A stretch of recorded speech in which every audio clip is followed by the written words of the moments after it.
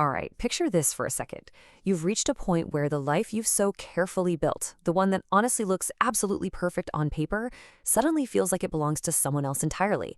You're just going through the motions at your job, you're smiling through your relationships, and you're saying all the right things to all the right people.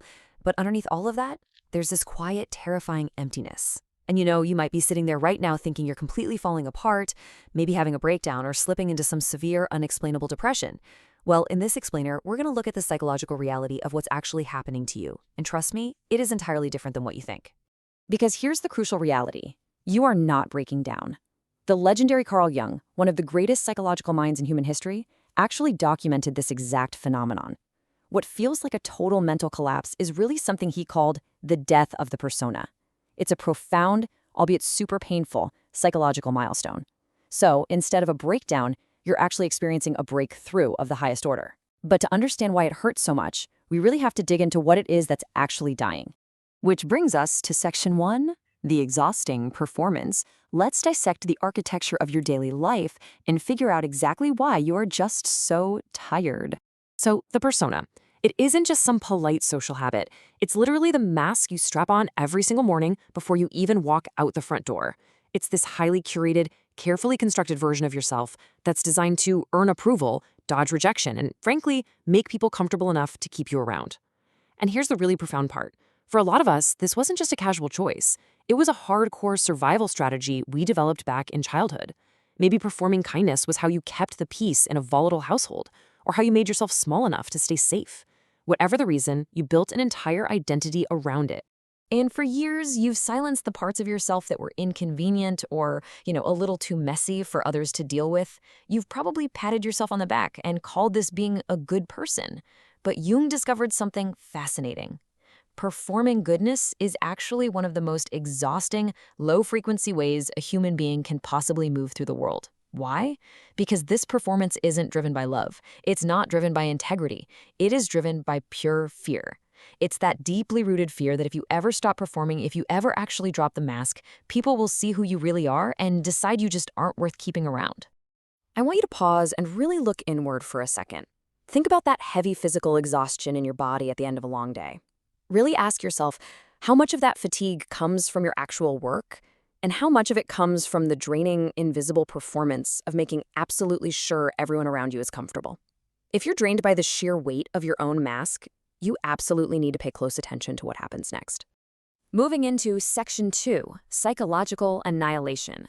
This is the brutal, unavoidable reality of what happens when you finally let go of that desperate need to be good. $4 trillion. That's a massive number, right? That is the size of the modern wellness industry. It's an entire economy dedicated to selling you comfort. Ironically, they tell you that if you want to heal this exhaustion, you just need a new meditation app or some fancy new morning routine. They want to make you feel completely comfortable while you change. But Jungian psychology points to a much, much harsher reality. And that reality is that the comfort rate of true psychological growth is 0%. Literally zero. If your spiritual awakening or your personal growth journey feels like a warm bath and a relaxing spa day, you aren't waking up. You're literally just taking a nap. Real transformation doesn't happen by adding comfortable things to your life. You grow by brutally removing what is keeping you small. When you actually start to release the need to be perceived as good, when you start peeling off that mask, it doesn't just feel mildly uncomfortable. Real transformation feels like dying. It feels like complete psychological annihilation. And that's because the identity you built to survive your childhood, that good person who always keeps the peace, has to literally die in order for something authentic to take its place. You just can't have both. Now, when this persona dies, you enter a psychological space that Jung called the void. This is the terrifying transition period. It's a long stretch where the old, people-pleasing self is gone, but the new, authentic self hasn't fully formed yet. You're just suspended in darkness. You feel entirely unmoored, drifting without a compass, and you are actively grieving parts of yourself that have existed for decades. It is incredibly painful, but it is absolutely necessary. That brings us to Section 3, surviving the void. Let's shift from the terror of this darkness to some practical survival tactics. How do you actually get through this without just slapping the mask back on? Okay, let's look at these steps, because this is your roadmap out of the darkness. First step, You have to understand that the void is not a sign that something's gone wrong. It's actually the ultimate proof that real transformation is finally happening. Like we said, it doesn't happen in well-lit, comfortable spaces. So, step 1, stop fighting it. Step 2, grieve the mask you're losing. It protected you for a long, long time, and it is completely okay to mourn it. And step 3, allow yourself to feel completely disoriented. You just have to tolerate the confusion of not knowing who you are for a little while. To actually survive the void, you have to undergo an ultimate shift in your life's core objective. You're moving from performing goodness to being real. People who have genuinely transformed just don't care about appearing good anymore. They care about authenticity. And the beautiful paradox here is that when you're real, you can be warm but incredibly firm. You can be generous but with ironclad boundaries. You can be compassionate but fiercely honest. You're no longer held hostage by the fear of being unliked. Next up is Section 4, the integration test. How do you actually know when you've survived the annihilation and safely reached the shores of higher consciousness? Well, Jung gave us a brilliant clinical metric for this. He said, you will know you have successfully released the persona when you can disappoint someone and feel okay. Just let that sink in for a second.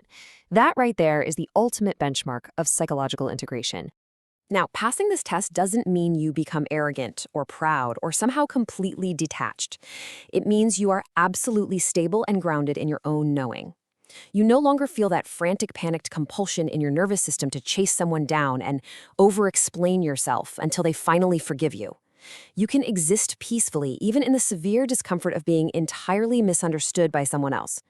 That quiet, unapologetic stability, that is what higher consciousness actually feels like. It's not a performance anymore. It's absolute freedom. So as we wrap up this explainer, I want to leave you with a final provocative challenge about exactly where you are right now. Can you let someone be disappointed in you and still go to sleep peacefully tonight? If disappointing someone still sends you into a total panic, well, then you know exactly where the mask is still holding on. But acknowledging exactly where you are, that's the first step out of the void. If you're feeling the terror of the mask slipping right now, my advice to you, based on the source material we've explored today, is super simple. Do not try to put it back on. Let the persona die, survive the void, and finally discover who you actually are when you're no longer carrying the exhausting weight of everyone else's approval.